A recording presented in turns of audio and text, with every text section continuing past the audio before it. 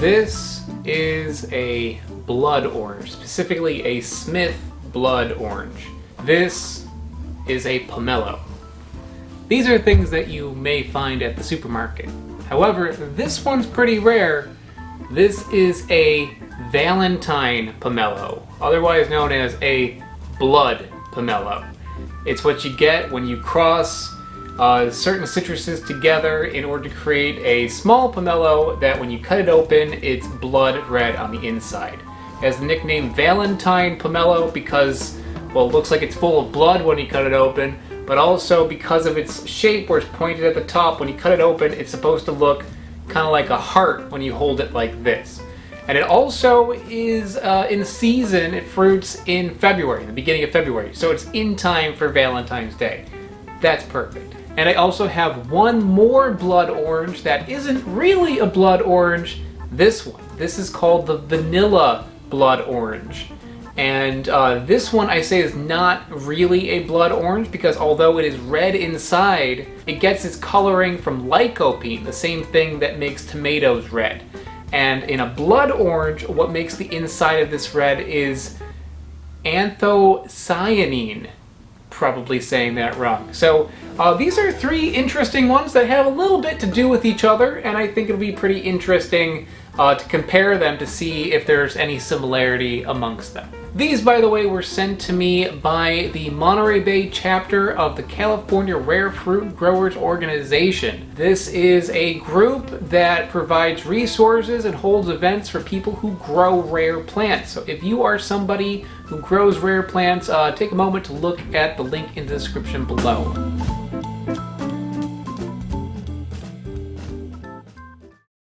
I'm going to start with what I think is probably going to be the most ordinary, and that is this guy here, the Smith Blood Orange. Yeah, that looks cool on the inside. And what's cool about these is although they are red on the inside, from the outside, they look like a regular orange. Maybe a little bit darker, I guess, but not really. So you could like throw these into a bowl of oranges, and when somebody cuts them open, you know, it's gonna look like there's blood inside. So that's fun. That's fun. That's how you have a fun time, guys. Even like a wedge looks pretty cool, just to have like that kind of like gradient of color.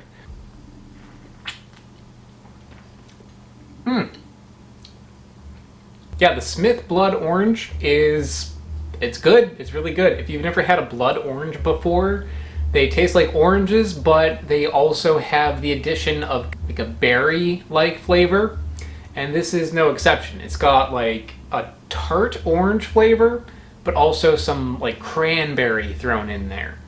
To break it down, the tartness is higher than an orange. I'd give it a 7 out of 10, and the sweetness is about the same as an orange. I'd give it a 5. It's nice. It's nice. It's a bit strong in sourness, but also flavor. Like there's a lot of flavor packed into one of these.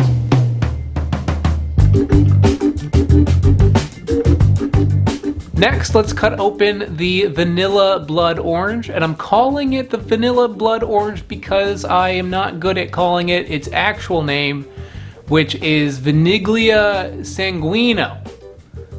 Yeah, it's an Italian variety, and this is actually a very old variety too. I've been seeing online that it is actually an ancient variety of orange. It's been around a long time, however, it's hard to find outside of Italy. And you can't really tell so much maybe on camera, but if you really look at that, really get up close to it, you can see that it's kind of rough. It's got this weird texture on it. It's not like smooth like regular orange.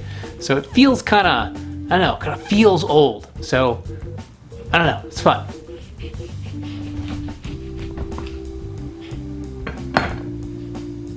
Yeah, it's red on the inside, but you can tell it's not super red on the inside. Some of the redness from the inside is going out to the rind.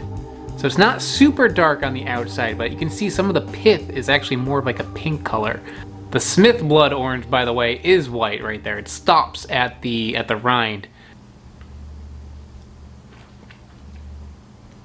Oh. Wow. That is unexpected. totally acidless. There is zero sourness in there. There's like none. I don't know if I've ever had a citrus that had zero tartness to it. Wow. I don't know how to feel about this. It's strange. I had one a while ago called the sweet lemon, otherwise known as the Mosambi, I think. That one was like this. But that one I think had a little bit of tartness. It was like a 1 out of 10. Because it has no tartness, it's a little underwhelming.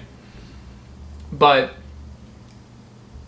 there is a flavor there. It's just like a little hard to pick up what that flavor is because there's no tartness to bring it out. The sweetness is good on that. But again, like not having any tartness kind of throws me off. I'm not sure if this is more or less sweet than a regular orange because there's like nothing to balance it out against. I want to say that it's around the same as an orange though. It's like a vampire like came over to an orange and sucked the blood out of the orange, sucked the life out of it. I'd say there's like a note of grapefruit in there and a note of orange, but it is so mild that you're hardly getting any of that. And I'm getting almost like a slight potato flavor from it. Not strongly, but I think because so much is removed from this, I'm tasting like whatever little bit of like fiber is in there. People usually will mix this with other citruses. If you mix it with a tart flavor like another citrus, then you do get something from it. So I'm going to put a little squeeze of Meyer lemon in there. And Meyer lemon, by the way, if you didn't catch that episode, is a cross between a lemon and an orange. So it has a little bit of both of those flavors. I think it would go well with this.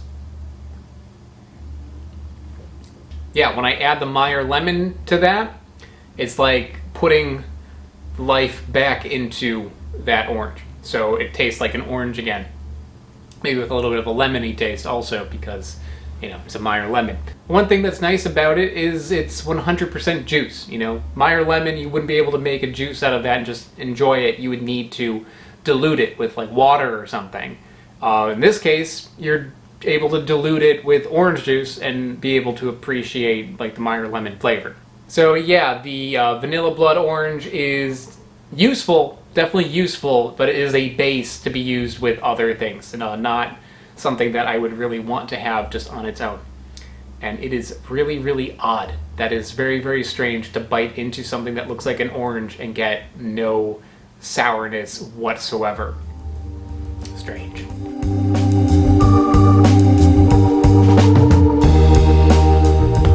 And finally, the Valentine Pomelo.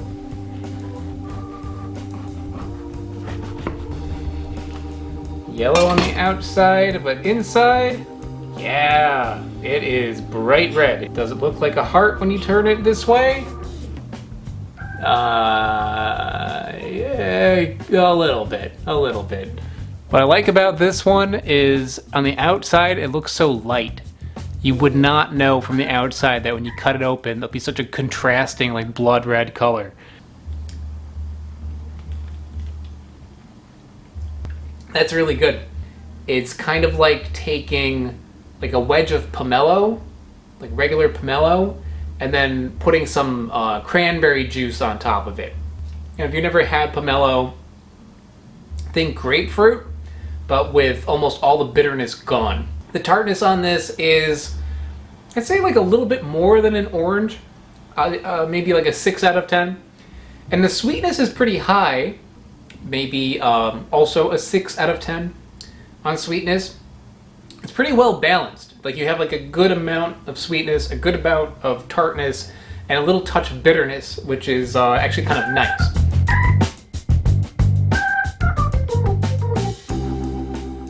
I'd say out of the 3 that I have here, the Valentine Pomelo is my favorite. Besides the flavor, like the texture on it's really good. It's like a nice, juicy texture, but it also has like a nice meatiness to it. It also looks really cool. I mean, doesn't really look like a heart when you turn it upside down, but a little bit. It still has a cool name, has a cool look to it. Next, I would go with the Smith Blood Orange, because that does have a really nice taste to it. It tastes like a blood orange, but with a little bit more power to it, a little bit more sourness. And then I would go with the Vanilla Blood Orange. This is a really bizarre one, so I'm glad to have tried this one. But out of flavor, it's just like so mild that I can't even really judge it against these two. It's really like its own thing. But all three of these are pretty cool and very different from each other, so this was fun to try. Before I go, I'd like to thank the Monterey Bay chapter of CRFG for sending me a bounty of citrus fruits. I have a few more videos coming up in the future of other citruses that they sent me, so stay tuned for that. And yeah, I'll see you next time. Bye-bye.